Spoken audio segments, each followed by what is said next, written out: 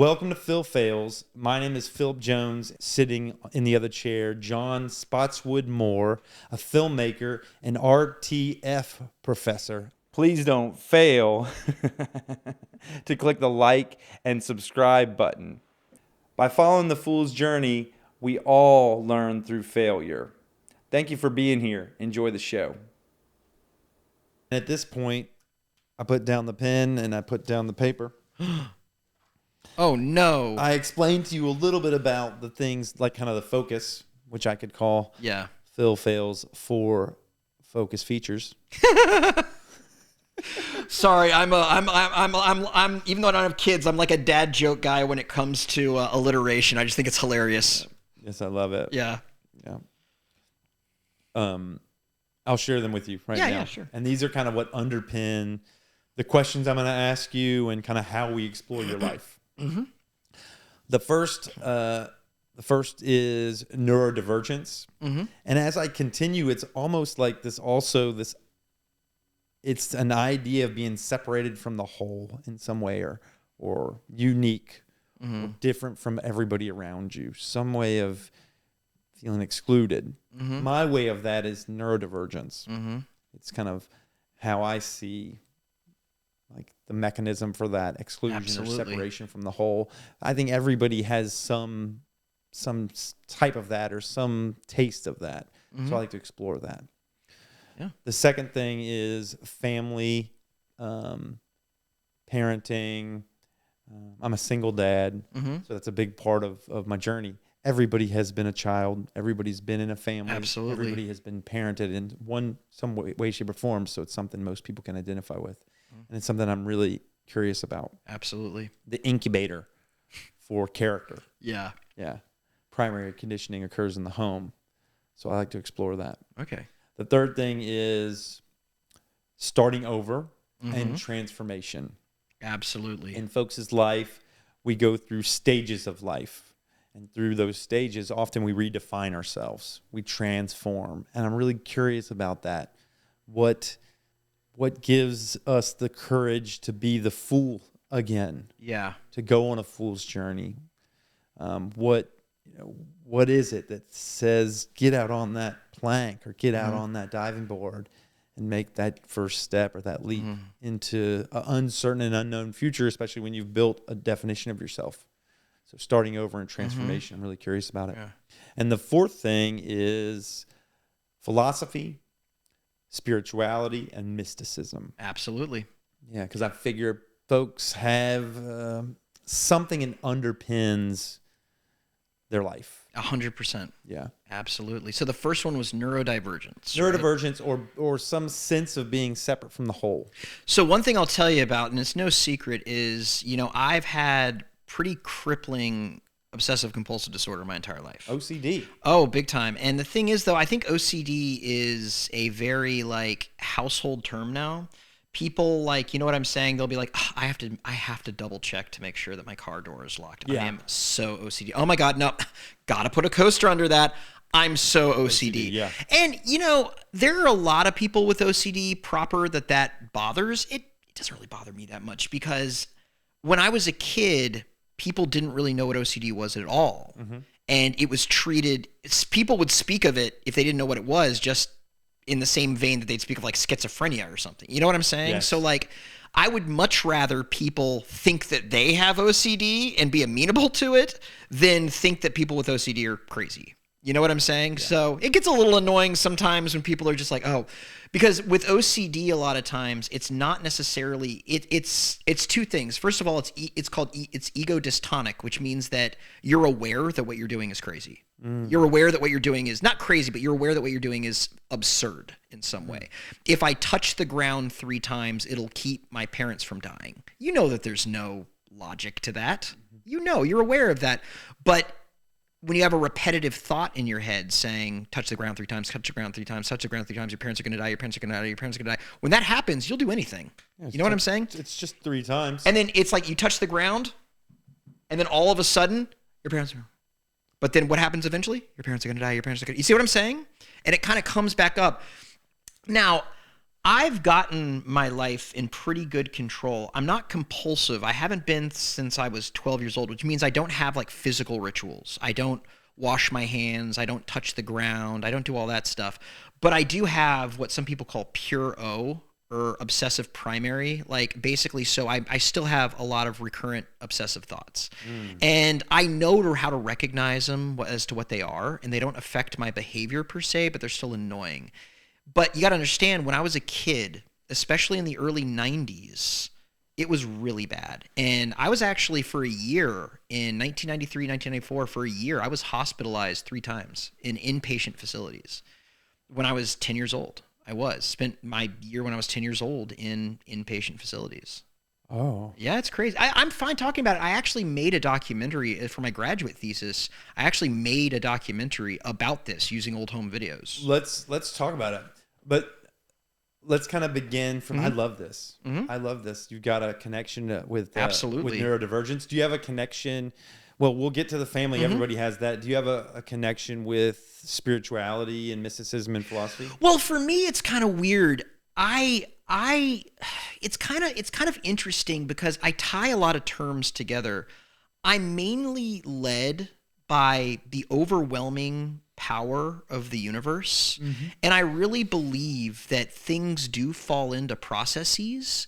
And as human beings, we're only capable of understanding a small drop of that bucket. Yeah. You know what I'm saying?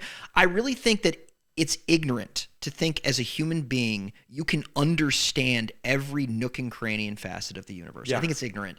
I mean, I don't think we should stop trying. Right. I think science, we should explore every corner of the universe. But my belief is that I always leave something open to the fact that anything's possible. Because even if you want to talk about the concept of God, I think saying that there is not a God is just as ignorant as saying there is a God. You know what I'm saying? Because you don't have definitive proof of either.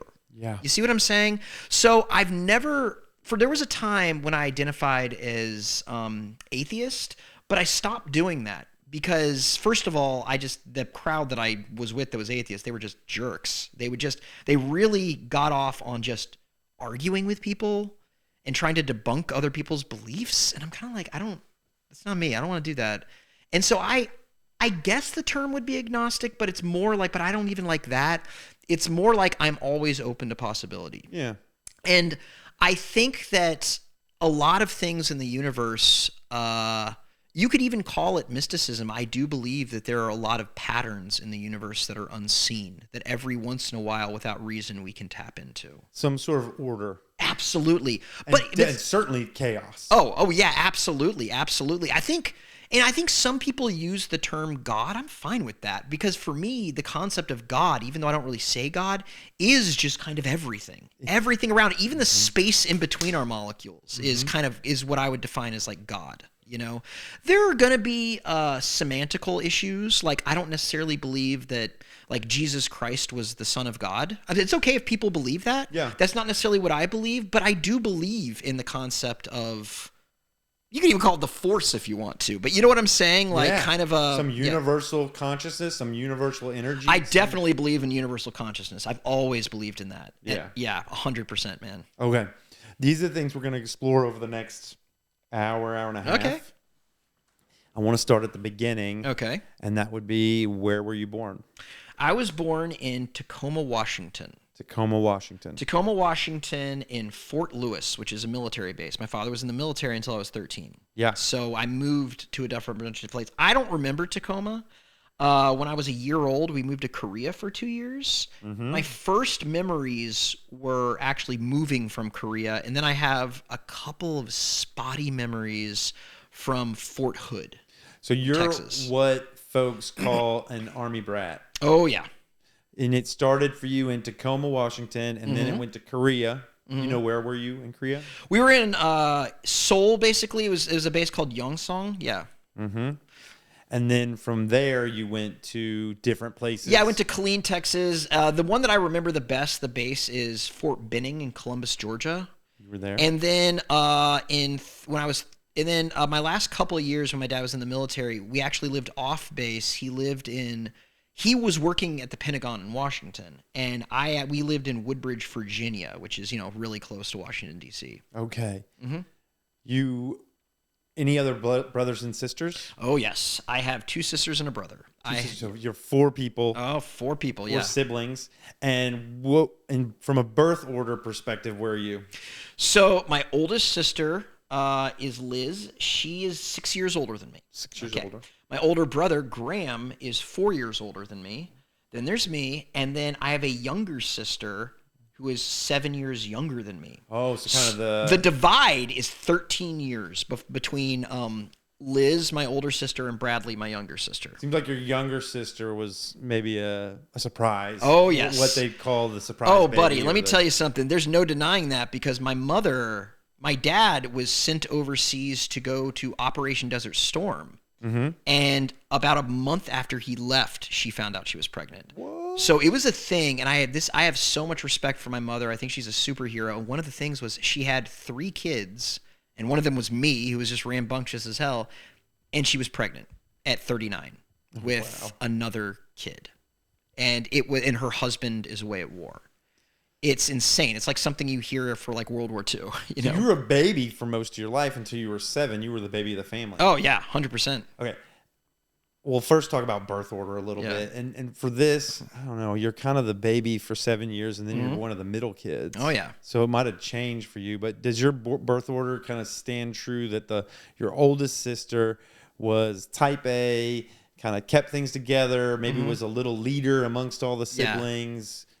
I think it's really funny because I think that Liz is kind of type A-ish because she's extremely organized. Mm-hmm. She has 3 kids, and she is like the mom that has the meals in the Tupperware, and she does a lot of design stuff herself, and she's a phenomenal mother. She's a phenomenal artist too. Like her art is more like design and like feng shui and interior design. She's amazing at that. I think that, though, didn't have any control over us because my older brother and I were so crazy that I don't think we ever listened to my sister. So, you know what I'm saying? But I think that she definitely had a thing where she'd be like, John, don't do that. You know what I'm saying? Yeah. But even though, she tried to sheepdog you guys. She tried to herd you guys in a little bit. Kind of. But she knew after a while we wouldn't listen to her. Because y'all were a little pack of dudes. Mm-hmm. 2 of you. Yeah, absolutely. He outnumbered her. Mm-hmm. What was your middle brother like? So Graham, my older brother, he was still is. He was very kind of industrious. He really loves cars. He really loves motorcycles. Mm-hmm. He really loves anything getting his hands dirty. He loves, and the thing is though, he's very different than me. He's a really friendly guy and he's super nice, but he's not as like outgoing as I am. He's a little bit more reserved. He's funny, he has 2 kids and I think he's great, but like you can't get more different between the 2 of us. He was, when he was a kid, he would be the one who would always go out and play army men and stuff. With my brother and I, our relationship though was, without knowing it, I always wanted to hang out with him and his friends. And of course they wouldn't let me because I was 4 years younger than them. You know what I'm saying? Yeah. And I always thought that they were so cool. Right. And I always looked up to stuff that they were doing. Now it's interesting because I didn't necessarily share a lot of interests with my brother. So I didn't like emulate him in that way, but you can't help it when they're kind of your introduction to a lot of things, My older brother, I'll tell you another thing, is I learned about so much music through him.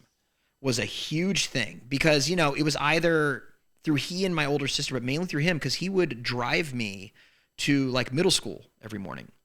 And it was through him that I first heard Wu-Tang Clan. It was through him that I first heard Tupac, that I first heard the Fugees, that I first heard like Rage Against the Machine. You know what I'm saying? Like all of these Bush, all of these bands were filtered through this kid that was in high school, He was like a connection to a cool world where there was a bunch of awesome music. Oh, 100%. And also, you know what I'm saying? It was back in the day where you'd have the big binder and you flip it open and there would be the Sublime album and there would be the Bush album and the Fugees. It felt so cool. The CDs. Riding around. And my brother was really into cars, so we had a Mustang. So we were riding around his Mustang and he'd pop in like a Tupac album. I feel so cool. Yeah. And then I get to school and realize how much of a dork I am.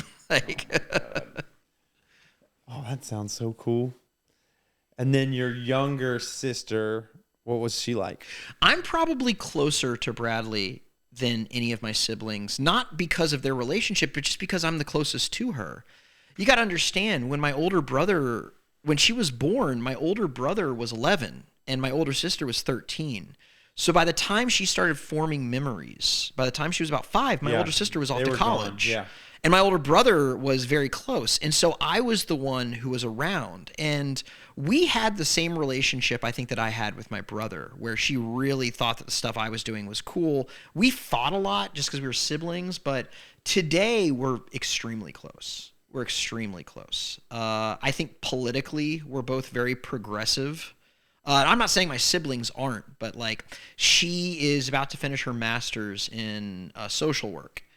And, you know, it's not the same thing, but I teach at a community college and deal with a lot of aspects of, you know, people that have problems too. So I think we bond a lot through stuff like that. Yeah. We both love music a lot too. We both watch a lot of TV and movies. So we're really close. Yeah. Yeah. Mm-hmm. Who was the black sheep of both the family? Probably me. You think you're the black sheep? 100%. I'm the only one that doesn't live on the East Coast. I think the biggest thing is it's not because of any behavior, but it's because I was always kind of fearless when it came to doing something new. So I'm in Austin because I took a huge chance and applied to grad school here when I knew I wasn't going to get in. And miraculously I did. You know, I'm the one who, you know, will say, well, I'm going to go and live in London for a year and do that. Like I think I'm the black sheep because I'm the one who kind of isn't there for Thanksgiving, and you know what I'm saying? You're the adventurer, the wanderer. Yeah, I think I'm tapering that down a little bit in my 40s, but yeah, a little bit. I think I'm also the only one who has really made a career out of the creative, if that makes sense. Yeah. My older brother is really a genius with cars. He's also works for the Postal Service. My older sister, she's really artistic, but she worked as like a buyer and also setting up displays for like stores. My younger sister's a social worker. My dad's a doctor. My mom was a teacher. I'm the only one that's ever been like, I'm going to make a career out of doing something in like video and design and stuff. Yeah. Yeah. When you were growing up, did you identify as a good kid? I don't know what I was. I think I was somewhere in between. I had a whole thing where like I identified as a good kid, but it was very hard to be a good kid when I had the OCD stuff I was talking about, because even if I was a good and decent human being who didn't want to see people suffer, you get picked on. Yeah. When that happens, you get into fights, you get pushed around and you have to push back. Yeah.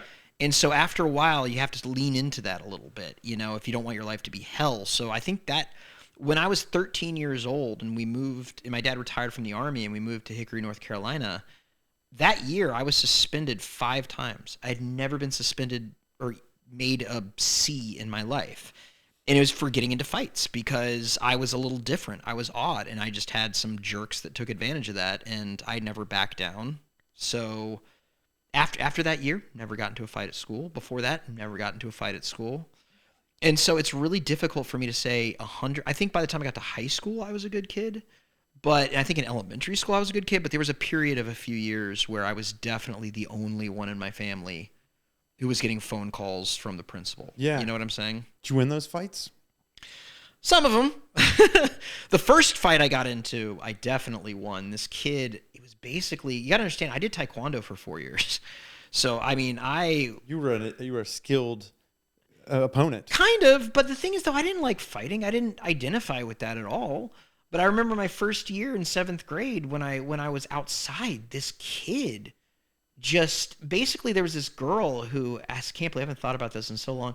There was this girl who said that she liked me, and I said that I just kind of politely declined because I didn't really know anyone. I just thought it was weird. It was like my first day there, or like my second week or first week. And so I was just like, no, thank you. And she got really upset about that. And she was kind of popular and she knew a bunch of guys. And so she just, I don't know if she spread rumors about me or but this group of kids kind of convened around me after school one day and they were just, you know, schoolyard, whatever, and just like saying stuff. I didn't really care. But there was one kid who I don't even think there was part of their friend group, but wanted to fit in. Mm-hmm. And he just reached over at one point and just, I had like a John Connor Terminator 2 kind of, everyone did in the 90s, you know? And he just reached over and grabbed my hair and started pulling it. And I just, like a reaction, I just turned around and clocked him. And right then and there, he had turned around and clocked him, and I could see he was getting up to attack me. And so, you know, it's the 90s. I don't know what to do, so I kind of like tackle him again. And after that, a teacher broke us up. But you got to understand, no one at that school knew who I was. And that was their introduction to me. Yeah. As this kid who just... Fighter. Who just fights and gets into trouble. And I was terrified because I remember going to the principal's office, and all of the other kids she knew. She knew their families. They were affluent. They lived in the rich neighborhood. I didn't live in a poor neighborhood, but she knew who they were. And then here's this kid that just punched one of them in the face. It just arrived. New kid. And so I was terrified. I was crying my eyes out like you did when you were a kid and you didn't know how to handle adrenaline. And I remember talking to her and her just laying into me and being like, well, you're suspended out of school for 5 days. None of the kids got anything. The other kids did. They may have gotten in-school suspension, but... And so that, I think, that year kind of started... Just for that year, kind of started a bit of a trend where there were a couple of times where the same thing happened, where a kid would come up and just put me in an awkward position, and I'd defend myself. But the school had a really dated policy that some schools still have, where if you get into a fight, both parties are suspended. Well, what if you're jumped by somebody? What if you're attacked by somebody? Yeah. And that happened a number of times. So You were jumped? Not really jumped, but not by a group of people. But I remember one time, and I'm in 7th grade. I hate to say it's the 90s, but it's a pre-social media time where kids have a ton of adrenaline and hormones, and they don't really know where to direct it. How old are you? I'm 40. Okay. So this would have been like 1996. I'm 46, and I was jumped by multiple kids in both Texas and in Mississippi. There was something about... Wow, those are some rough states to be jumped in, too. Yeah, it was... something about my social expression really was off-putting, and there were multiple situations, like more than 2 or 3, where multiple kids. I remember at a certain point, I had a box of like defense, like brass knuckles. Oh, really? In the woods that I would keep. I never used them with anybody, but at a certain point, I was so scared that I had this collection of things. So was it like mainly? Did you have it there mainly so if like when you got off the bus or something, like if you had to? I walked to school. Oh, you walked to school. It wasn't a get out of bus. It was like there was this green belt that was along the way to school, and I was really terrified during this green belt walk that something would happen, and so I had a box in the green belt hidden. Phil, when you are different in any way, shape, or form, and for me it was the OCD thing, like. And you're a kid, and especially, and I have no idea what kids go through today in this regard, but like. I remember, like, the bus, for example, kids see terror at that point in their life that they may never see again for their life. Because, I remember being on the bus, especially in 6th grade, and there were kids on there that should be in jail. They were like monsters. And I don't look back on it with like, oh my God, I'm going to find them today and beat them up or anything. But I do look back on it. And sometimes when I think about it, I do get this visceral reaction.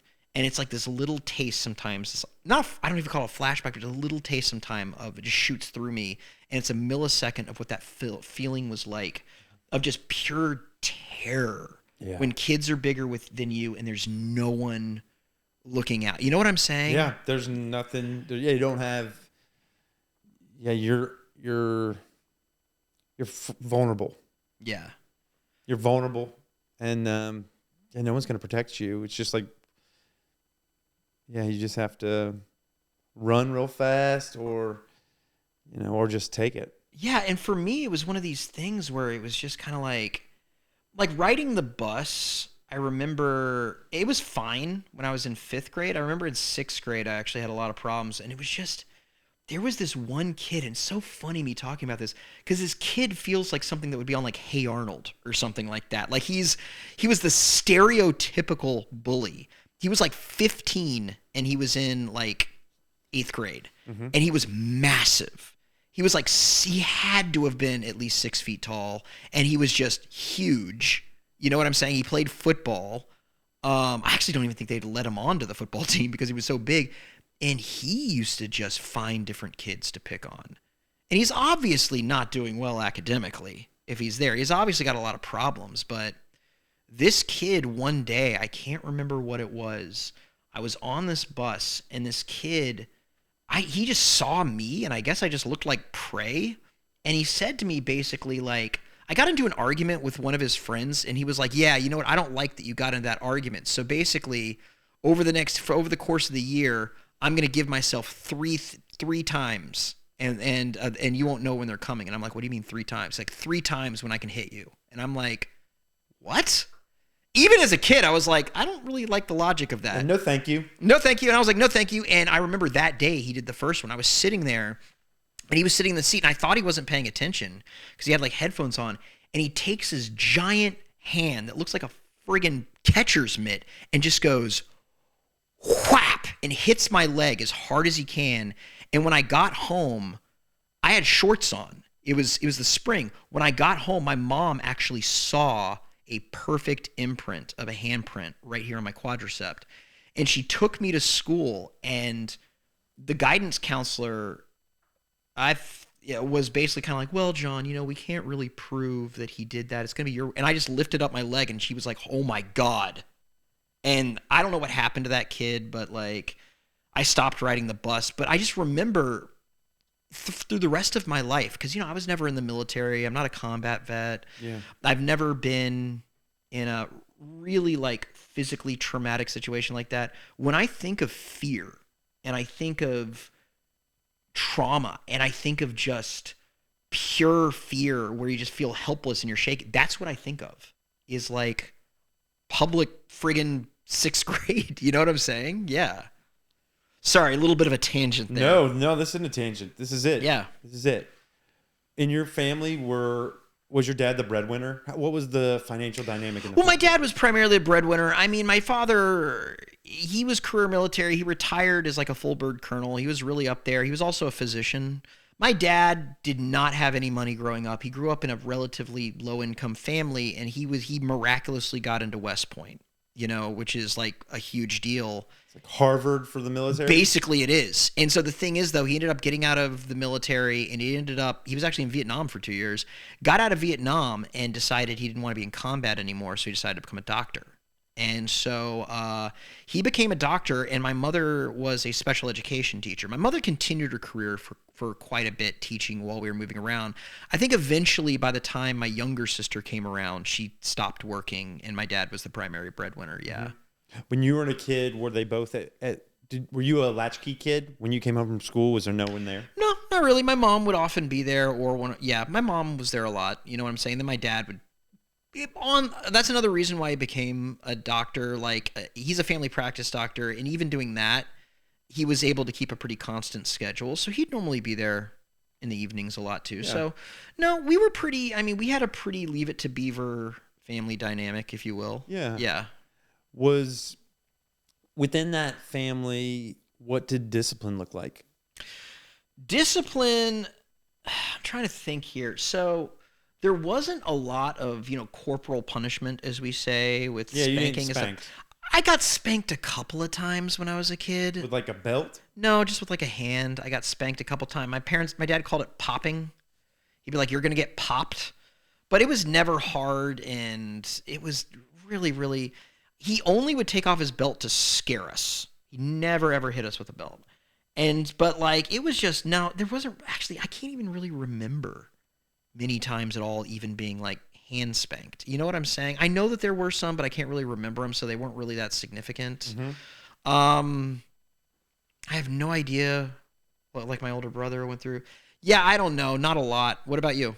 If you don't mind me asking. Oh, I got spanked. You got spanked? By my dad. Yeah. In Mississippi, when I was growing up in elementary school, I went to the emergency room. I went to the principal's office all the time. Oh, really? When I was in elementary school, they put me in special ed because I was hyperactive, impulsive. I have all the D's, as we call them. HDDs, like ADDs. They'd give me more of them. Yeah. If they could. And in Mississippi, I remember the principal calling my dad to ask him if he could spank me. He had like the paddle on the wall Oh that my they would God. pull off the wall. The Board of Education, as they Yeah. called it in The Simpsons, which is called the Board of Yeah, Education. no, that was a thing. And my dad would spank me with the belt. He didn't do it a lot. I remember he did it more than a handful of times. And that was he would give me the lesson in between the lashes, which is like horrible. Like, can you just do that separately? Exactly. Because I mean, he was a lawyer, so brevity wasn't his strong suit. So he was just like, don't you tell, it just wasn't great.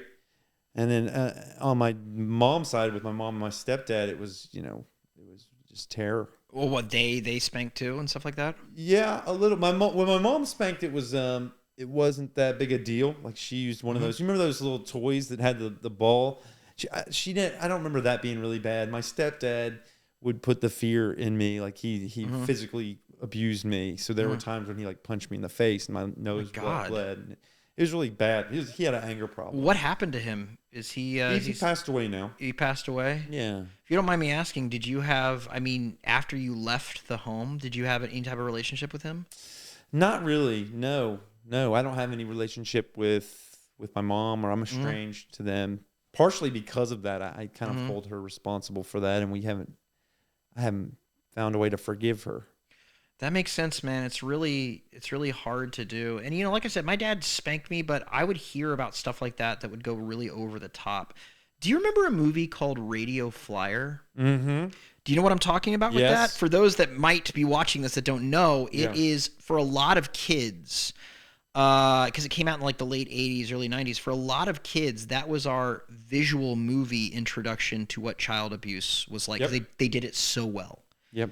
And it was interesting because I remember, based on that movie, later meeting kids that I knew that their parents were going above and beyond. Yeah. That like their parents were really hitting them a lot. You know what I'm saying?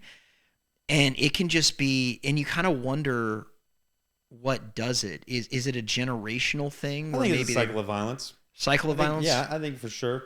And in my life, I'm not physically abusive. I've got 2 kids, 2 daughters.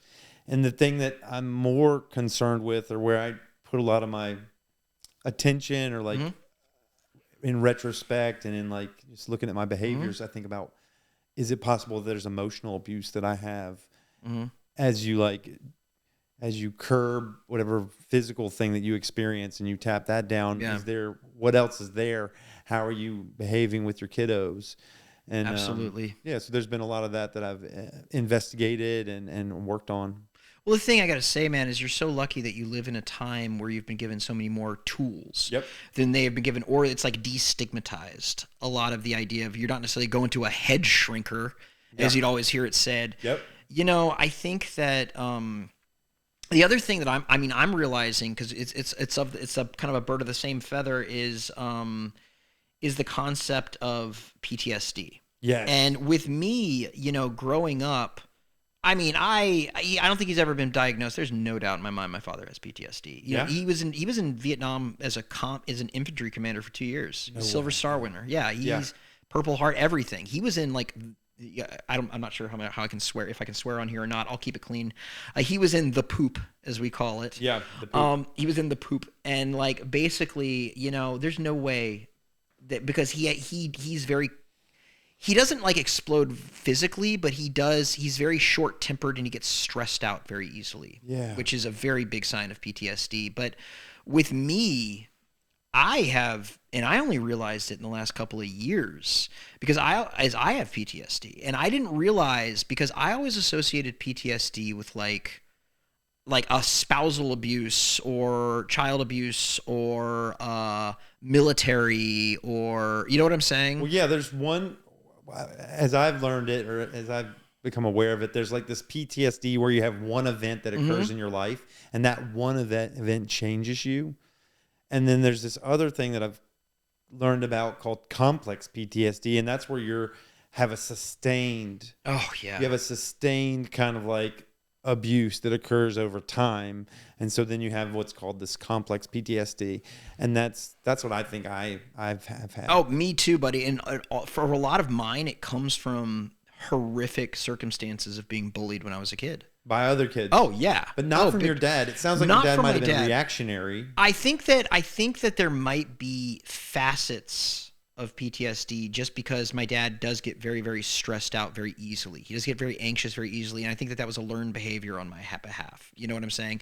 And it used to be what pretty did bad. that look like in your household? How were you exposed to it? If somebody knocked over a drink, he'd be like, "Oh no, oh no!" And the thing is, the energy and the tension, you could just feel it.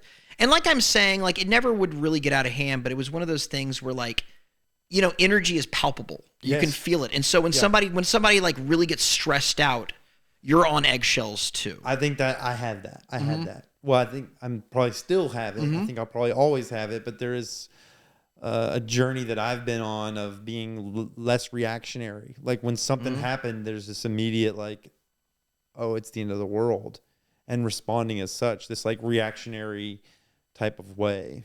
Absolutely. And your dad had that. Yeah, very much so. And a lot of that, it's a combination of, he lived in a very abusive household. Like my grandmother cheated on my grandfather. They got a divorce in a time when divorces were not common, in like the 1940s, basically. And there was a lot of stress there. My grandmother, I don't think anybody ever diagnosed her as such. I'm pretty positive she was a pretty bad alcoholic. And so that's one facet of it. And then add to that the military. Yeah. You know what I'm saying? And so it kind of is compiled. Oh, 100%. So he had that right there. With me, it's like throughout my life, there have been different stages where I've been in situations to get really horribly, mainly like emotionally abused. When I was a kid, obviously there was the being hospitalized thing, right? Or just having OCD. Being hospitalized? Oh, yeah. When did that occur? That occurred, I guess it would have been 1993, 1994. So it would have been when I was 10 years old. 10? Yeah. That's really early. It's really early. And what's more is they didn't really know what OCD was. In 1994, actually that year, at the end of it, the DSM-4 would come out. And it would be really big because it would really talk a lot more about OCD. Yeah. And it would not define it as this causal thing that was caused by you being neglected as a kid. Yeah. It was recognized as being something neurological. And so, at this, they didn't really know that at the time, or it was very experimental. The treatments were for kids. So I was put in this inpatient facility that was hell. And it was with kids that were like violent, and kids that had horrible anorexia, and kids that, were arsonists, and kids, you know what I'm saying? Yeah. And I was thrown into this soup of kids. And when it's like that, they're not going to help me. They don't know anything about OCD. You know what I'm saying? Yeah. So that was kind of the first traumatic situation. The next one was just, general, just people in middle school. Like I said, just people who were bullying. And then I ended up going to an all-boys boarding school for 3 years. And, oh my God, there were kids at that school who should be in jail, who were just like psychopaths. And then, I don't know, I must be a glutton for punishment because I went to college, and for 2 years I was in a fraternity. And most of the people in the fraternity were really cool, and I'm good friends, but it was just a handful of bad apples in that basket who were just jerks. Yeah. Sorry. Man. The invisible elephant in my room, in this room for me, probably isn't there for you, is that my daughter, who's 12 years old right now, is in a residential treatment center. And she before she went there, she had multiple journeys to the emergency room and to the mental health unit. How old is she? She's 12. Oh my goodness. Yeah. So there's this, like, as I'm hearing you speak, I have kind of my own awareness of that, and my daughter's struggle, and a lot of like guilt or shame or kind of like parental guilt that I'm responsible for that, or in some way, shape, or form. And it's most certainly true to some degree. And what I want to do now, before we continue this, is kind of discharge this a little bit with you by playing a little 100%. Game. Oh, cool. Would that be cool? That's absolutely cool. Because I noticed my breath has been a little more shallow. I wanted to explore this. This is the things I like to explore: childhood, parenting, transformation, neurodivergence, mysticism, all that stuff. And it's powerful. It is. So let's play a little game. I'm gonna give you an idea, or you can pick between playing sound ball or meerkat? I've been listening to a lot of music lately, so I like soundball. Let's do I just soundball. like the name soundball. So this is an improv game. We play it it's a warm-up game. So in these games, there's a focus of the game. I've got the focus of the game. Okay. It's here within my hands. All right. There'll be a sound associated with it. Okay. And then there'll be a physical gesture. And I'm going to pass it to you. The way you receive it is by mirroring the physical gesture and the sound. Okay. Then you take it in. You kind of let it go. Come up with your own sound and gesture and pass it back to me. So we'll pass this back and forth. Absolutely. That sounds great. Yeah. Goodness, I'm going to breathe. Ooh, absolutely. How fun. I feel it. Okay, so you ready? Yeah, okay. Do it. Hit me.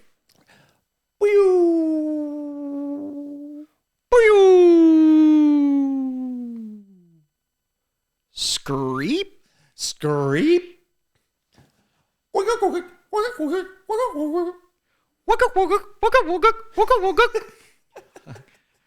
Nyah, nyah, nyah, nyah. Knock, knock, knock, knock. It turns into Three Stooges after a while. Whoop, whoop, whoop.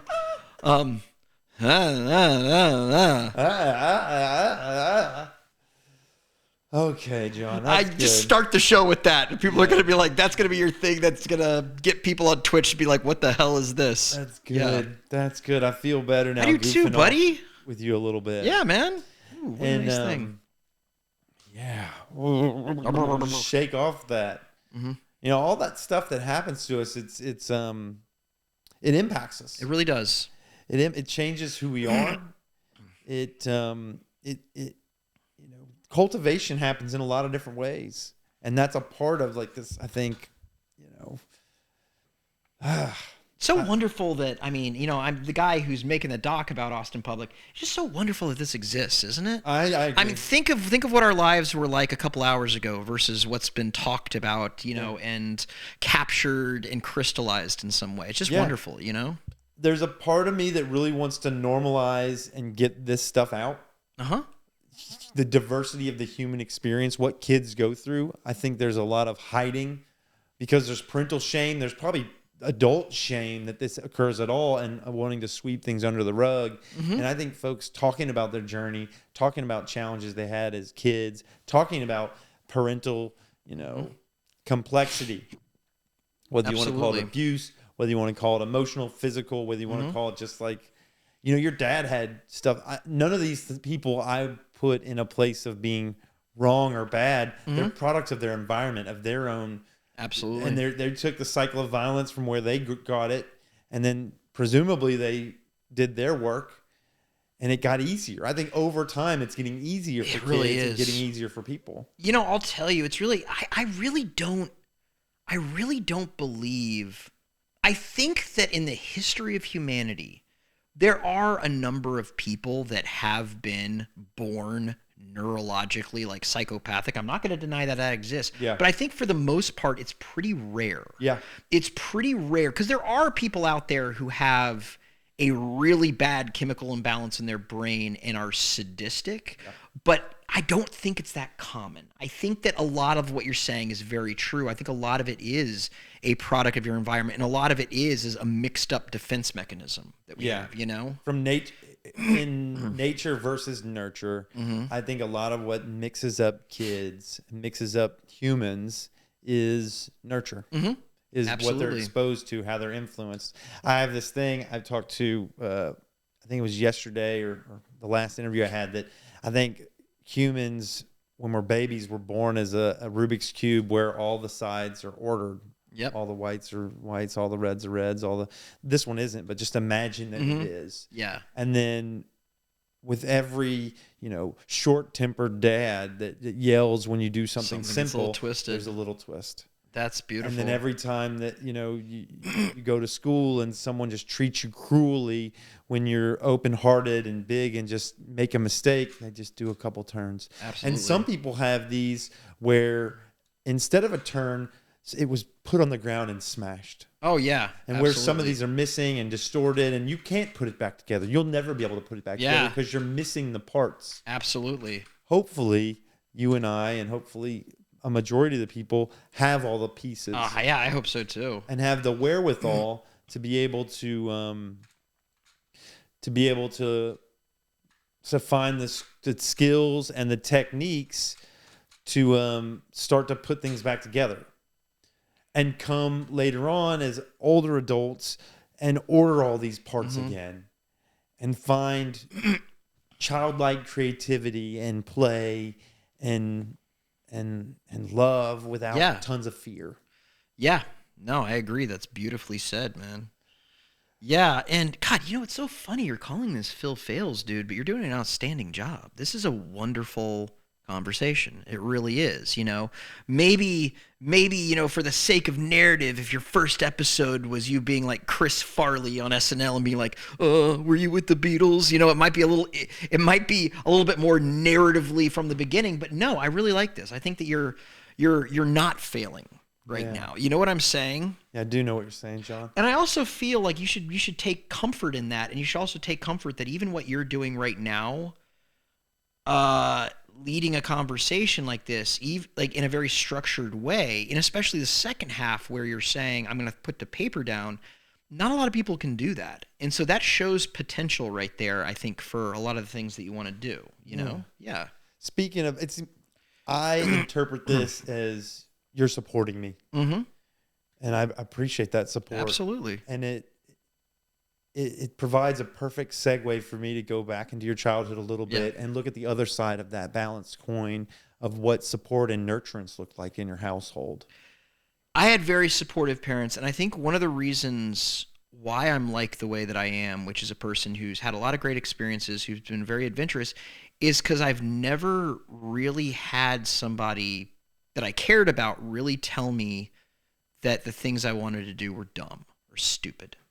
And that's a really big thing with me, is that, when I was a kid, I told my parents I wanted to do taekwondo. They never told me that was dumb. When I was in 7th grade, I really wanted to be a fighter pilot. So I went out and there's a thing kind of like ROTC called the Civil Air Patrol, and no one said that was dumb. They're like, we'll drive you to that. And it was kind of one of these things where they were extremely supportive, and they always basically encouraged me and told me that I could kind of do whatever I wanted, that there's a confidence in me. I'm not going to say who it is, but I saw this parenting recently, and it's hard for me to critique parents because I don't have kids, and you know what I mean? I'm a guy who goes to sleep every night listening to a different album or watching Netflix when other parents are like dying from exhaustion, so I'm not really in a place to critique parents, but one of the things that I saw one time was this parent who their kid was talking about wanting to do a specific job. I can't remember what it was. I think it was like the kid saying like, oh, I'm really into manufacturing. I'd really like to study like manufacturing engineering. And the mom being like, oh, that's really hard. That's really hard. I mean, very few people are selected to do that. It's very, very difficult. If you do this, it's a little bit easier. And then also the kid was like, well, I think, I really want to go to this college. And the mom being like, oh, we don't have money for that. So, this is where you're going to do. And the thing is, though, is I understand pragmatism. And I understand saying to people, there are going to be challenges to do that. But when you instill in a kid the attitude of that's hard, don't do it, kids are going to learn that. They're not even going to remember where they learned it. I've seen it so many times in my job where Influence. I see, 100%. And I was never told that. I was never told that I couldn't do something or that I was incapable of doing something. Even when I was going through all this OCD stuff and I had teachers telling me that I wasn't going to graduate from high school, I never had parents that stood back and said, well, let's focus on the other three. You know what I'm saying? Yeah. Like that. So that nurturing was amazing. And I have a really good relationship with my father. But my relationship with my mother is like kindred spirits. I talked to her today for like an hour. How did she nurture you when you were young? How did she nurture and like kind of? We have a very similar sense of humor. Everything was about humor, was about being funny. We always laughed at the same things, at everything. We thought TV was funny. We would come up with little sayings and we'd say them to each other. Like we'd make voices she supported me. She supported like my ideas. And again, she made me feel like I had value. I think is the biggest thing there, She made you feel like you had value. Yeah. Absolutely. Like again, like I could do things, and I've proven that I do have value over time. Some of the things I set out to do, I did. I didn't become a fighter pilot, spoiler alert. But actually, I get plane sick a lot, so that was kind of a dumb idea in retrospect. But when I said I wanted to be a filmmaker, there was no question of like, well, you're not going to make any money doing that. When I said I wanted to grad school, it was never a question of like, well, you know what, you're going to have to take out student loans. You know what I'm saying? Like it was always positivity, some yes you can supporting you. Yeah. Yeah. The only time, I wouldn't even call it a lack of support because they were right. When I was in graduate school for film, there was a period of time before I really found myself where I was a little fed up my second year. And I just had this moment of like, what am I doing? I'm not going to make any money with this. So I actually talked to my parents and I was like, I'm going to drop out of school and I want to become an engineer. And my dad started laughing. But he didn't start laughing because he was like, you can't do it. He started laughing because he was like, John, I know you better than anyone else, and you will be so miserable if you do that. You know what I'm saying? Oh, yeah. So it was one of these things where he wasn't saying you couldn't be an engineer. He was saying you're kind of lying to yourself right now. You're doing what you need to be doing. So, yeah. So that leads me to another question. How did your dad show his love for you? How did he show love? My dad's never shied away from saying, I love you. Mm-hmm. He says, I love you. He's very vocal. We give each other hugs. We do that. I think he does the best he can. You know, I will never forget when I was graduating from UT for graduate school, he was up in the, and they have this thing, when I graduated from college and grad school, I would walk across the stage and all of a sudden I'd hear a ton of cheering and I'd be like, who the hell is cheering for me? I don't know anyone here. You know what I'm saying? Like normally there's no one else, like especially in grad school, there was like no one else from my department. It's a huge school. I was like, the hell's cheering for me? Both times my parents would recruit everyone around them to cheer for me. They'd get into like a co-op where they'd be like, we're going to cheer for your kid. You cheer for ours. Yes. And they would do it. And so both times I was like, what the hell? And so my dad, I remember when he was recording me walking across the stage, I'll never forget that I don't think that he knew how to find the words, you know? And so like, you know, he's a very articulate guy, but I don't think he knew how to find the words. So I just remember I could hear him because he was the one filming it. And when I walked across the stage, I just heard him go, okay. And just his emphasis, he was so proud of me. And it was one of those things where that's what I mean when I say he tries. There was no lack of love in that regard, you know? He might not be like Father's Knows Best where he gives me this long monologue about why I shouldn't, you know, kill a bird or something. Like, but you know what I'm saying? He's loving you in his own way. Very much which so. Might not look socially like the most obvious way. Mm-hmm. But he was loving you emphatically. Very much so. In those okays, it was clear to you. Absolutely. Absolutely. So I'm extremely lucky when it comes to that. And I owe every time I've ever gotten anything, where I've ever been in any of a position in my entire life, where I've ever been in a position to thank anyone. It's never, I'm talking about like on stage, I want to thank you. I've never won an Oscar, so that hasn't happened much. Yeah. But in the few times that it has happened, I've always started off with my parents because they've always encouraged me. Did you and your dad do anything together that was meaningful? Oh man, he wanted me to be a Boy Scout, and that's all me. I did not want to do it, so I ended up. My brother became an Eagle Scout. I quit.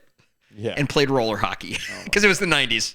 What did y'all do together? Did y'all have anything? Oh yeah, when I was a little kid, we used to go. I think he really wanted to do a lot of stuff, but I was the stubborn one. When I was a really little kid, we'd go camping a lot and kind of do that stuff, do the traditional father stuff. I mean, like, he would always come when I did karate, and he'd always be there whenever I had like a baseball game or something like that. There's just something about spectating, but it sounds, and this is an assumption, that maybe you resonated more with your mom. I think socially I did, yes. I think I'm very, very like my dad.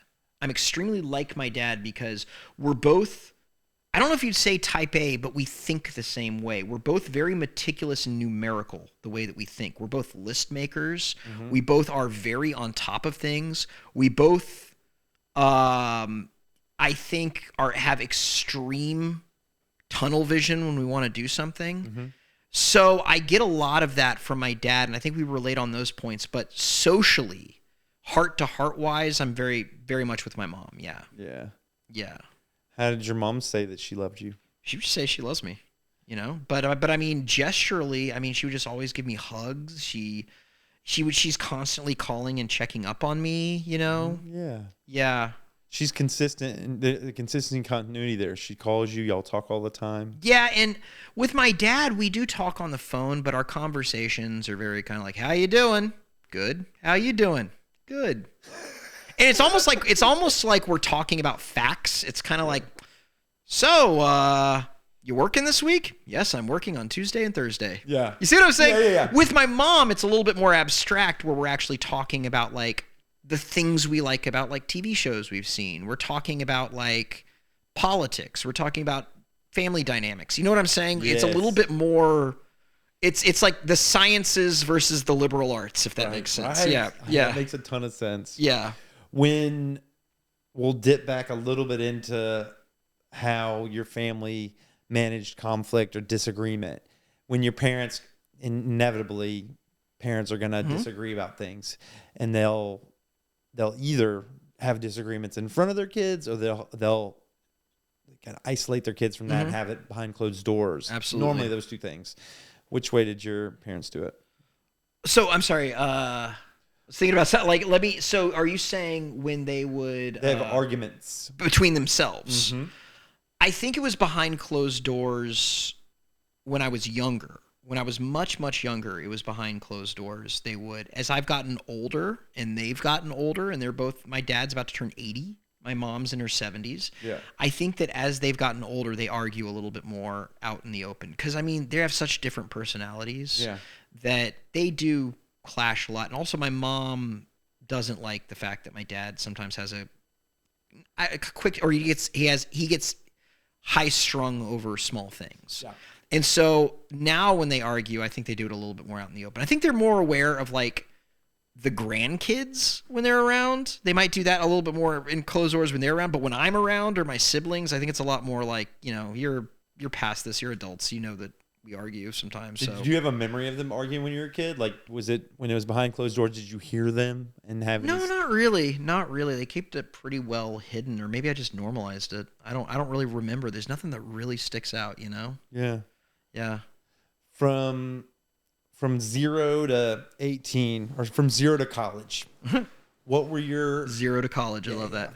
What was your kind of definitions as a human being? Like, I've heard I was a taekwondo. I was someone who wanted to be a fighter jet pilot. I was, certainly not a Boy Scout. How did you define yourselves, and how did those change? There was never a time in my life where I didn't have some goal or what were some of the goals? Oh God, it's so funny looking back on these, because there are lots of people that have little goals, but like I would go after these things so viciously, and I would go after them with every fiber of my being. So when I'll name a few for you, but when I name them, I'm not just saying something like I want to be a firefighter. I'm saying something like I would spend every night for 3 years reading the same passage in the encyclopedia about being a firefighter. Right. That was you deep dived. Oh each my one of God. These. Like it was going out of style. When I was a young kid, I wanted to be like a ninja. It seems kind of weird, but when I was a young kid, I did taekwondo until I was in like 6th grade. Because you wanted to be a ninja. I didn't necessarily want to be a ninja. I thought that martial arts were so cool. Yeah. And so it's almost like I divided the world in my head into 2 types of groups. Those of us that knew karate and those of us that didn't. Do you remember the moment that you discovered cool karate or cool martial arts? It's funny because when I was a really little kid, it was always in the periphery, because in the 1980s, obviously, there was like American Ninja and that same thing. and like Ninja Turtles and all these. There was a ninja frenzy. I think the thing that was like, yup, that's it, I'm doing this, is the movie 3 Ninjas. I don't know if you remember this. It was a movie. You know what I'm talking about? Do you remember 3 Ninjas? Oh my God, the movie's so hilarious to look at now that I'm this age, but like it was these 3 kids, and I think they were like 8, 10, and 11 or something like that. Mm-hmm. And basically every summer they would be trained by their Japanese grandfather. They were all white as the driven snow, but they'd be trained by their Japanese grandfather. And in ninjutsu. And so by the time the movie starts, they were all like, I think I remember this. oh my I God. think I remember this film. And the funny thing is, so basically their grandpa, one of his former students, wanted to recruit him to like be like an assassin or something. The grandpa was like, no. And so this like evil ninja like kidnaps them, and they have to escape from this compound. But it's funny because they're fighting off these three kids. They're all shorter than 5 feet tall, and they're fighting off all of these grown men that are ninjas. And when you look back at it as adults, you're like, oh wait, those are a bunch of adults trying to kill these kids and just failing. Yeah. And but when I saw that, it was the first time I had seen a movie where a kid my age was doing this badass karate stuff. And you wanted to do it. Oh, I wanted to do it more than anything in the world. And like, I mean, I dove into it. I did it for 4 years. It was actually one of the biggest things that got me out of the funk that I was in with being hospitalized. Yeah. Because I was hospitalized for a year, and during that time, I remember I had to repeat the 5th grade. I had to I missed so much class, and I remember there was this, and you want to talk about a definitive moment in my life, which is where I got done with the, being hospitalized. I hospitalized for the 3rd and last time. I was just horrible. I had all these compulsions, and I couldn't be in school. I couldn't, I didn't really have any friends anymore. I was kind of a pariah, and the final nail in the coffin was when we went and I told Mr. Townsend, the guy who was my teacher, I remember telling him, I can't do this anymore. I don't want to do this anymore, blah, blah, blah, blah. And just kind of, and I remember he pulled out this picture of this kid. His name was Greg. I think I remember. He was like, and it showed him getting his black belt, and the smile on his face was ear to ear.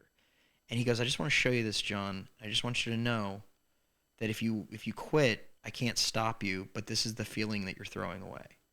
And I was like, okay. And I went home, and it was a day where it's almost like at age 10 or 11, I could have accepted like death, basically. I could have just given in to OCD. I could have just given into it, and I just made this decision right then and there that I was going to get that feeling of someday like getting my black belt, and of someday like pushing myself. And the next day I went back there, and he didn't say a word. He didn't say like, oh my God, you're back. He was just like, get in line. And it was the hardest year of my life after that, because not only did I have this tangible goal, which was getting my black belt in Taekwondo, but it was also overcoming all of these other things. Yeah. Going back and repeating 5th grade, all of this stuff. And I ended up doing it. I did it. You needed purpose. I needed purpose. And so that's the long way of saying my entire life, since before I can remember, I've always, like I said, had a goal. When I moved to North Carolina, I wanted to be a fighter pilot. And I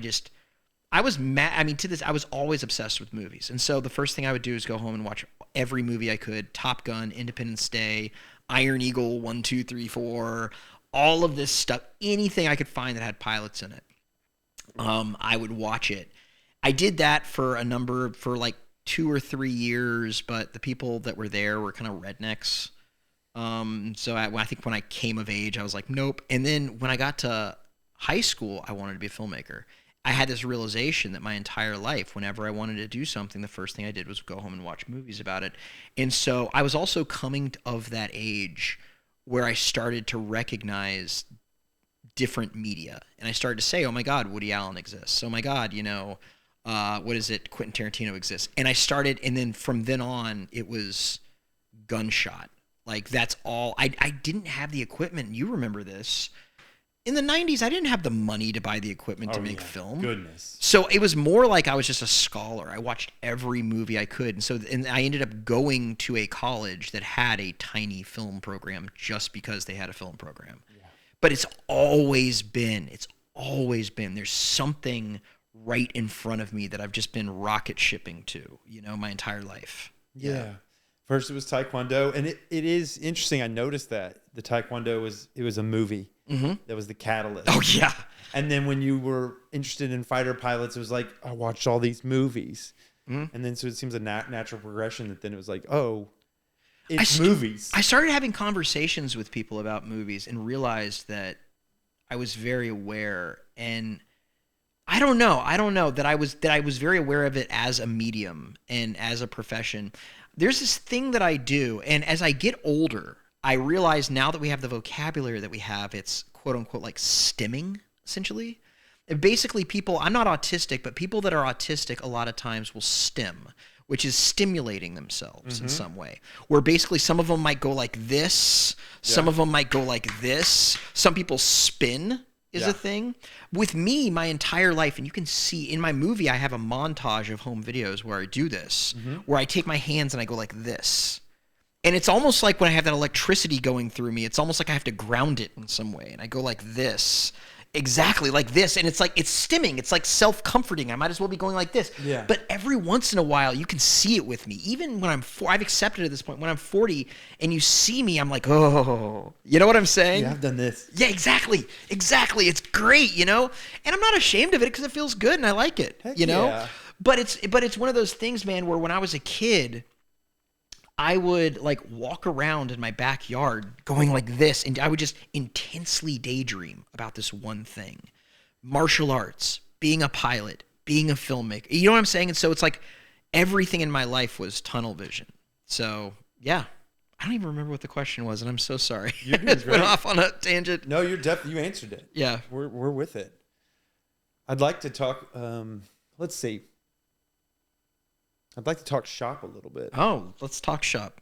We did that on the phone some, and I was like, hey, we shouldn't do this too much because I think this is all great stuff Absolutely. for people to hear. Because I did radio, television, and film, and then I went out to LA and I worked in commercial music production for a while, then had kids. And I kept doing it part-time, but I was more a stay-at-home parent. I was more kind of taking care of kids and doing it part-time. And then my life took me away from LA. And when my partner, my wife at the time, got accepted to Oxford, so moved to England. Whoa, I didn't know that. Yeah. And so lived in England for a year. And, I found somebody in London to represent me for commercial music production. Wow. But I just never landed any. I was making demos and sending them, but I wasn't landing any gigs. I wasn't selling any of the of my products. Yeah. So I ended up working part-time for Oxford, and long story short, I got divorced about 10 years ago, and from a place of fear of like, how am I going to support my family, I got into software. And I would get any job I could find at a software company and have worked my way up through fear. And so now at the end of 10 years of that, I find myself I've scared myself up the wrong mountain. It's a beautiful way to say it. That makes complete sense. Do you feel like your initial goal of doing it purely for money, do you feel like you earned a pretty good salary through the IT thing? Yeah, now. I keep saying IT, but you were software. Like through I was the software engineer. Yeah. I bought this. I bought this house. I was gonna say, I came in it. here, I was like, this house is awesome. It's awesome. I mean, in this neighborhood, it's definitely. My brother said, buy the cheapest house in the most expensive neighborhood you can afford, and that's what I did. I bought the cheapest house in the most expensive neighborhood I could afford, and I bought it probably at land value, but that's neither here nor there. I feel like within. When I was divorced, I had no money, no car, no job. So my origin story started then. And I'm really grateful for that mountain that I scared myself up to. It did a lot of the practical things it needed to do. My daughters have good insurance, and at the end of that, I'm questioning a lot about what am I role modeling for my daughters? What am I role modeling for the world? I come to this into this 10-year journey, and I've shared a little bit about my daughter who's 12 and the challenges she has with mental health. And then I find that my other daughters have said like we kind of want to be with our mom more, and I'm just like, well, what's going on? What am I missing? And I think it's some lack of engagement, lack of like connection to them and to life. And a part of this journey for me going back and doing this show and meeting people is like finding my way back to passion and excitement and aliveness, and then following that thread, the electricity that you talk about, finding it. Yeah. I had it back there somewhere. And so this is all like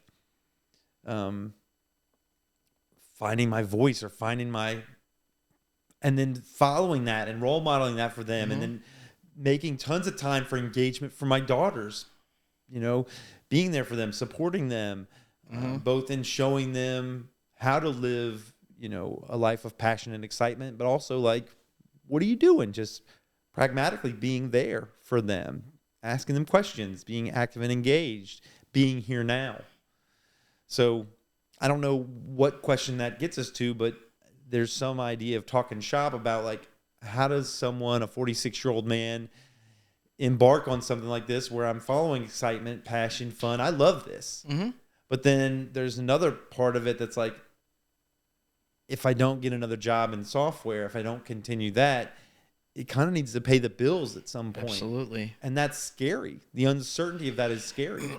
It really is. And I mean, it also gets a little complicated because, I mean, you're talking to a guy who, and granted, I love teaching and everything like that, but I will say that, like, especially as we get older, we only have so much energy. We only have so much passion. So, you know what I'm saying? And so it really is hard to have a day job, or especially a day job that can provide in this city, and also have, the crust, the leftover that you can put towards your basically what I'm saying is, it almost feels like sometimes your day job is getting the delicious filling, and your passion is getting the crust. Yeah. A little bit. It can be really hard to balance that out, man. But I mean, it's funny when we say talking shop, because with what you're trying to do, basically it would be completely different if you all of a sudden said, I want to be a painter and I want to do watercolors. That would be something. Or if you were like, you picked up a trumpet and you were like, I've never played a trumpet before, but this is what I want to do. Working in software and having a way to think structurally is what's going to get you farther in this than I think you might ever realize. I'm looking at the way that you're doing things, and the way you're taking notes, and the way you're giving things a structure, you're giving things a narrative. And I was expecting, because you kind of told me that you're beginning at this, I was expecting to walk in and there would be like the equivalent of like a webcam or some crap set up, and we were just going to be like, or like, hey, John. So when I walked in here and I saw the whole multicam kit, the Blackmagic multicam kit, and it's set up and every detail is thought through, the lighting, the audio, the 3 camera setup, a lot of that I think is probably your software mind. A lot of it is probably having a mind for the intricacies of technology. And that's something that a lot of people don't have. They don't know how to take things one step at a time, which I think that you have. So I think that that's a really good thing shop-wise that I think you have in your corner, you know? Yeah. Yeah, I'm glad. I like hearing that. And a part of me, well, not a part of me, all of me has a lot of insecurity that I don't really understand all the complexities of each one of these systems. Like lighting. I mean, we met Brian, I think his name was Brian Blade, through the Austin Public, and that guy was just the deepest dive. Oh, yeah. He knows a ton. I mean, it was amazing. And then you could do that deep dive, which each one of these systems and components, whether it's audio, whether, lights, video, and I feel like I'm kind of stumbling through it all, knowing... This is remarkable. I think it's great. Yeah, knowing that we need to have it all set up, and then I need to grab this and learning incrementally. And well, even behind you, I'm looking at that thing right there, and kind of it's kind of acting like a China ball. How it's like this one thing that looks like it has an actual silk over it. Is that from Austin Public? No. See, that's awesome. Like, that's amazing. That's the type of stuff where I think you're learning really quickly and growing from it. But the main thing is that I think you're aware of is all of this stuff is window dressing. It's all window dressing. What's going to be a lot more important is everything that you kind of put on there and everything that you're trying to do with your content. I think, because I don't care, dude. Tommy Wiseau, who did The Room, has the best looking Twitch stream I've ever seen, where he's just sitting around playing video games going like, ha, look at that. That's really good. And he has like maybe 5 people that watch it because the content's really boring. And this guy's probably sunk $100,000 into his setup. You know what I'm saying? And I think you're coming at it from a good way. Like, all of these, I'm just looking around from teaching classes, and this is all extremely well done. And on top of that, what's more important is you've thought about this to a T. you know? And I think that's the thing that I think, you know, you're going in the right direction with this, you know? Let's talk about that direction. Ooh, yeah. Yeah. Because when I being a one-man show, part of me feels like I want a group of people to go with me. Remember, I talked to you on the phone and being, how do I find folks that'll like join me on this journey? And in a world where I don't have the money to pay people. Yeah, I think that what's going to happen is it may take a little bit of time of you making content for people to see is kind of the biggest thing. You know, with me, when I started my film, it was really just me. It really was. I mean, I had nothing. Yeah. Like I had like less than nothing. I mean, I didn't know anyone at Austin Public. I didn't know anybody about Access. And, you know, after a time, I had people just giving me all these tapes and people coming to me as an expert. And a lot of that came from me after a while putting out certain degrees of content and people saying, oh, he's really doing this. Ooh, let's go there. That feels exciting and alive to me. Yeah. And it's very you. And it's somewhere I could learn from. Well, what was the origin of this documentary? Tell us about the documentary. You're a one-man show, or do you have folks I'm a two-person show now because for the last several years I've had a producer who's really just been the lifeblood of everything. Yeah. Keely, she's just been everything. And so basically, and I would say I'm a three-person show because my partner has to put up with everything I do. But like, basically what it was, the way it started out was I knew I was kind of in between electrical shocks, if you want to call it that. Remember, like I was saying, and for a while I was going to make a short film. I really wanted to make a short film about young children, like 10 or 11 years old, and homelessness. I really wanted to, so I wrote this screenplay called 5 Cents Crushed, and like I was planning out everything. I was doing all these shot lists and stuff. And then out of nowhere, I was working at, but it's funny because even like what I was saying right there, I had other things grasping at my mind and nothing seemed right. Even the homelessness thing, I'd like to do it someday, but it's just something about it just didn't seem right. And I was just, one day I was talking to a group of friends. I was working at this multi-billion-dollar IT company in their in-house video department, and I was talking to a couple of friends that were born and raised in Austin. You know, they grew up in Slackerville, Austin, where it's like, you know, the affordable Austin that everyone dreams of, right? Yeah. And they're both really super cool guys, and they were telling me stories about like the 90s in Austin, about being teenagers and about like going to house parties, you know, which is the dream for a lot of people that are, you know, young today. It's like, oh, I wonder what it was like to be in Austin in the 90s and, you know, go to house parties at some crappy house and, you know, drink Lone Star and you know, Slacker, Dazed and Confused. And I was talking to them, and one of them was like, oh, yeah, man, do you remember when we go to Ryan's party each week? And he'd be like, oh, yeah, it was great. And they'd be like, oh, but we'd have to be home by 11. And I'd be like, what the hell are you talking about? Like, why would you leave this party at 11? What could possibly be drawing you home? And they'd be like, oh, well, sometimes we wouldn't leave if we could watch it there, but we'd have to get home in time to watch Old Biddy because Ryan didn't have cable. And I was like, well, what is Old Biddy? And he's like, Old Biddy was a public access call-in show where this guy would dress up kind of like the church lady and he'd, you know, put on like a church lady voice, but he had the most vile, disgusting mind, and people would call in, and no matter what you called in about, he would just go with it.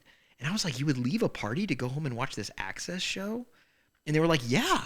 And so I was like, holy crap, I gotta make a documentary about this. This sounds amazing. And also there's all this footage of it. You felt electricity. Oh my God. I mean, I felt like Raiden from Mortal Kombat. Yeah. You know what I'm saying? And so like the whole thing is I spent like months trying to track this guy down. And it also makes me feel like I've done a service because it was so hard to track this guy down. He wasn't in Austin anymore. He was living in San Antonio. And I finally found him. I found his name through like Reddit boards, and I found him on like Facebook in some small corner of Facebook. Got in touch with him. We talked for like 2 hours, and I started talking to him about like, hey, could I make a film about you? And he's like, yeah, man, sure. I'm like, do you have any tapes? And he's like, I'm sure we can find some. And right before we were about to end, and I was like, this is gonna be my next project, he basically says to me, like, well, wait a minute, if you like that, then you should talk to this other person. And I'm like, well, what's significant about them? He's like, well, this person faked being shot on the air. He rigged himself with squibs, and he had a friend come in and pretend to shoot him on the air. I was like, oh my God. So I called this guy, and I talked to him for like 2 hours. Do you have any tapes? Yeah, sure I do. And he was like, well, John, before you go, if you like me, you should talk to Carmen Banana. And I was like, who's Carmen Banana? Oh, it was a banana drag queen. And he just kept going on. People gave you a little trail. It was Stone Soup, as I like to call it, where, the old story of Stone Soup is somebody comes out with a pot of boiling water, and somebody asks them, what are you doing? They say, well, I'm making stone soup, but all I need is some carrots. And somebody says, okay, well, I got some carrots. And then you say, well, it would really go good with some onions. And another person says, oh, I got some onions. And after a while of doing that, you have a delicious soup just from a community. And it was kind of like that. Every person was giving me a different ingredient, and every person had a box of tapes. And after a while, it just was like, oh my God, I'm going to have to get a storage unit. Oh my God, what am I going to do with all this? And so it basically was like lightning in a bottle. I realized, okay, this is a feature-length film. I've never made a feature-length documentary before. I have no idea what I'm doing here. And I remember it was one of these things where I had made a Kickstarter to get like just some starting funds, like $14,000, something like that. And I would put a different access clip up each day for 30 days. And it was called my clip of the day. And oh my God, it caught fire. Where did you put it up? I have a YouTube channel. That's called When We Were Live that has all of my stuff on it. And it's crazy. It just whenever I would find a clip that I either thought was interesting or maybe something that might not necessarily fit in the film, but I want the people to see, I'm like, I can't just like put this in storage. People have to see this. Yes. So I put it online, and I just started sharing different things every day, and people from all around the world were writing like, oh my God, I remember that. Lots of people from Texas were just like, holy crap, that was my dad. Oh my God, blah, blah, blah. You know what I'm saying? Like, people were just coming out of the woodwork, and it became so obvious that I had tapped into some nerve that was so much bigger than me. Yeah. And for some reason, everybody had universally accepted the fact that I was the one that should tell this story. Why? No clue. You were holding the boiling pot of water. Exactly. And it's like, it was almost like it was on the tip of everyone's tongue, but nobody was doing it. And it just kept continuing and continuing and continuing and continuing. And to this day, it's still growing and growing and growing without me having to do anything. Like, and what happened was I started to say, well, a lot of the money, none of the money went to like pay me. Yeah. The money that normally I would make would go towards one of two things. Either it would go towards me hiring a DP for an interview, or like, my producer would write a grant for me and I'd pay her for that. Or it would be me paying to get things digitized or paying to buy a tape deck that doesn't exist anymore. Yeah.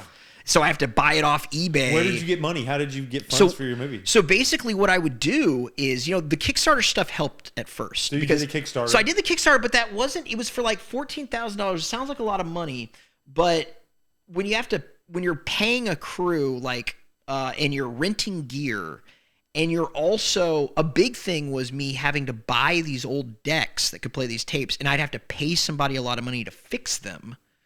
I'd have to buy, I'd have to train myself to do all this capturing, buy all this capture gear. But the thing is though, so that ran out pretty quickly. Yeah. And so basically what happened was I found out that the city of Austin has the City of Austin Cultural Arts Grant. And it's changed a lot tragically since but for about 4 or 5 years, I was getting money. The City of Austin was giving me money to do this. And basically what the City of Austin Cultural Arts Grant is, it's from the hotel tax, the tourism tax. And traditionally what this would be like, for example, if somebody wanted to paint a mural, the city would say, we're going to give you money to paint the mural. The only condition is you have to have a free event associated with it. And so if you're painting a mural, the free event might be unveiling the mural, right? There are a lot of theater groups that do this, where like they might be like get money to put on a play, and the free event might be like one of their nights they have in a free admission or something. And so you think about it, it's a win-win situation because the artist is getting money and they're also adding so much culture to this. So when I went in there and I just showed them all of the stuff that I had found, the people who were on the panel that judged the project stuff were like, oh my God. I was showing them like interviews with James Brown. I was showing them like Lance Armstrong leading a parade when everybody thought he was, not a cheat. Like, you know what I'm saying? Like, kept going on and on. And they were just like, oh my God. And so I started to get some money through them. Not a lot of money, but I would start to get some money through them and to do what I could. I still never, I didn't really make a profit at this point. But the best part is I was still spending money out of my own pocket because I had a day job. But I mean, it was like I had supplemental things. But the big thing that happened that also kind of helped was, like I said, you would get money from them to put this on, but in exchange, you'd have to put on a free public event, right? Mm-hmm. And so I later learned that some people really phone this in. Some people will just be like, yeah, we're just going to, get a couple tables at a coffee shop, and if you want to drop by, yeah, sure, that's our event. I didn't know that, and I went so all out for this. I contacted the Spider House Ballroom and said to them, like, hey, look, I want to do this thing. And I was like, well, I can't premiere my film because it's not done. It's still not done. And so I was like, well, what can I do that would be fun? And I thought to myself, well, I have all of these hilarious clips. Why don't I just show a bunch of these funny clips and kind of talk over them from time to time and invite people, So it would just be like a thing where we can all just laugh and celebrate and be wholehearted. The event, I'm trying to think, the Spider House Ballroom sat like 300 people. We sold every seat without even trying.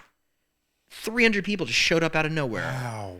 And just out of nowhere. It was a point where we were worried about fire code because we had built so an many audience. Oh my you God. built a community, an audience. You did all the things that you said you needed to do. Yeah. Build an audience and grow it. Community, interactive participation. It was nuts. And it all, I remember the exact moment it hit home for me where I had this entire audience full of people. And the stuff that we were watching were the stuff that they made. Yeah. This person in the audience right here made this thing in 1985. This person right here made this thing in 2002. Yeah. It was the entire audience. Nobody was laughing at anyone. Everybody was celebrating what was on stage and patting each other on the back. And the moment when it hit me, when I realized that this was bigger than me, was when I got on stage to introduce it. And people were just losing their minds on what was happening. And so we did it. The next year, we got funding again. And so I did another one. This one was even bigger. It was Austin Film Society Cinema gave me their big theater. And we 100% sold it out. 100%, 350 seats. We just completely sold it out. At that point, to help supplement the film, I had a friend of mine, actually the friend who told me about Old Biddy, he made me a poster for free that I sold there. Another friend made a design for it. People just wanted to help me. People are still putting food in that stone soup. Oh my God, it was getting crazy. I had people volunteering. And so the next year after that, I was living in a house on the east side.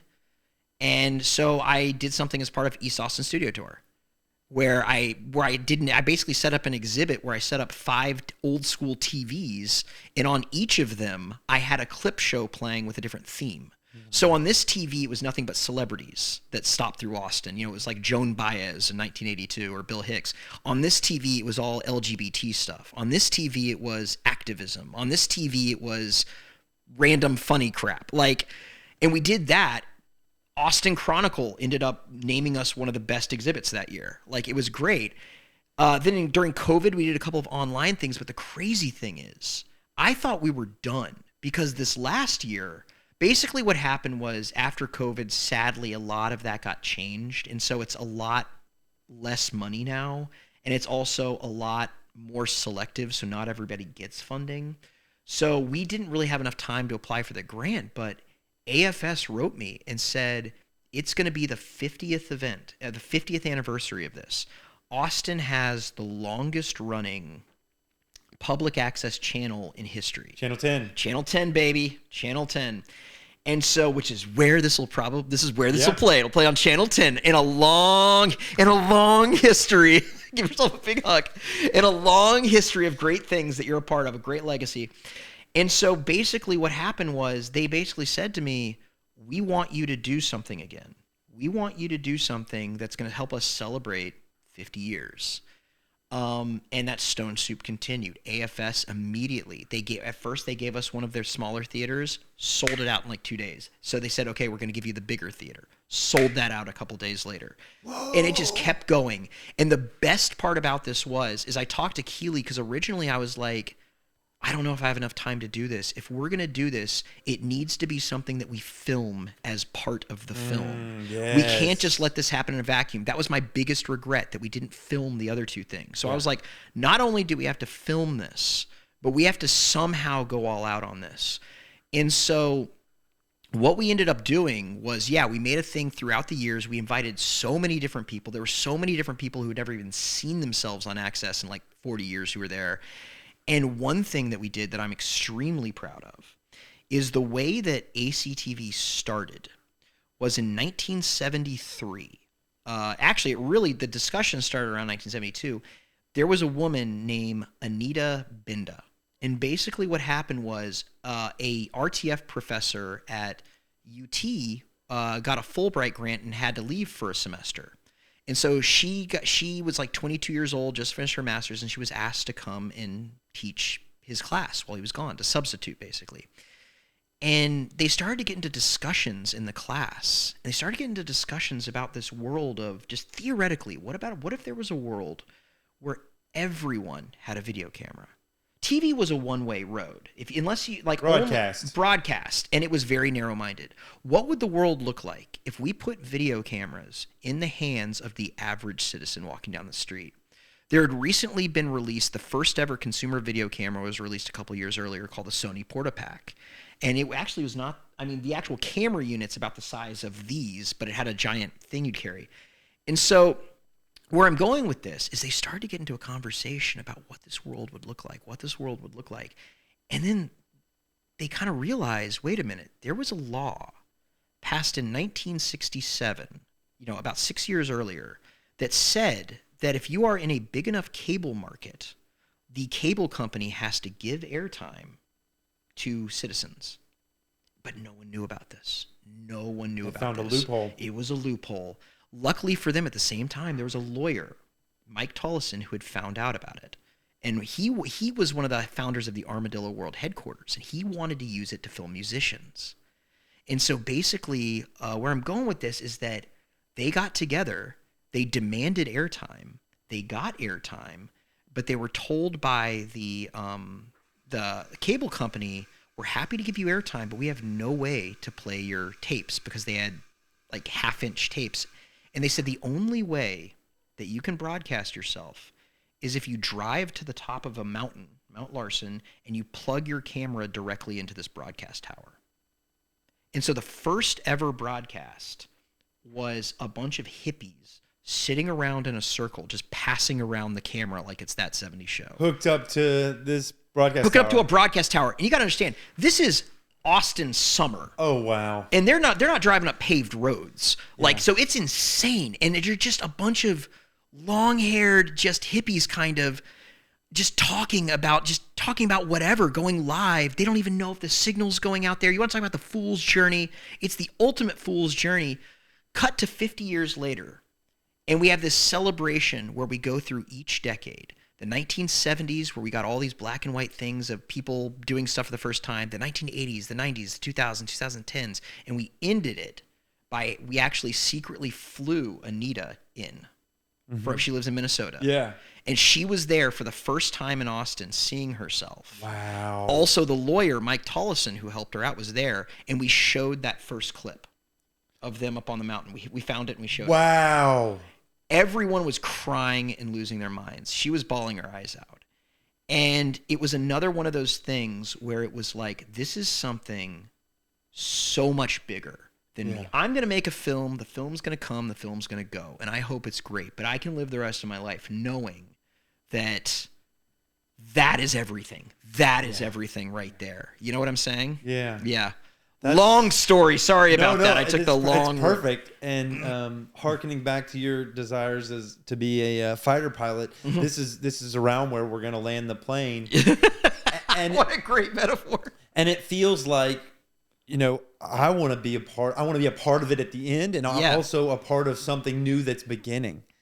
There's this excitement hearing your journey. What a wonderful journey! The Stone Soup, the folks coming out of the woodworks to support you both financially, the city, Austin Film, and then pulling all this stuff together. What a wonderful journey! And you're not at the end of it. You're still in the middle of it. Well, you're a part of it, man. I mean, take pride in knowing that in doing this right now, you are part of one of the greatest legacies, in my opinion, in history. Yeah. Like, you really, really are. If nothing else, you can take pride in knowing that. Oh, yeah. That you're part of a legacy, You're part of this tapestry that just kind of keeps going, John Spottswood Moore. It's okay. John Spottswood Moore. I'm so sorry. Better than John Spottswood Wood. Oh, my goodness. Thank you so much for coming on the show and talking to me and sharing your story with everybody. I'm sure we're all the better for it. I know I am. We've gone through the Phails 5 questions. We talked about your childhood in detail. And now we talked about your journey in your documentary film. And absolutely. I think this conversation is going to continue. I think it will too. I think this is the beginning of a conversation that I'm having with you because I don't want it to end, but I know we're over 2 hours now, easily. And I could see us going a lot longer. I hope that we can continue this conversation I'd love to continue in some way. With you, man. Thank you so much for coming on. Yeah, no problem. I secretly have to go home and edit the film, so you're helping me put it off a little bit because in a good way, because I'm like, okay, yeah. Well, how do you want to do it? Do you want to hug or shake awkwardly? Give me a hug. Yeah, let's hug it up. We can do it better. I feel like this is a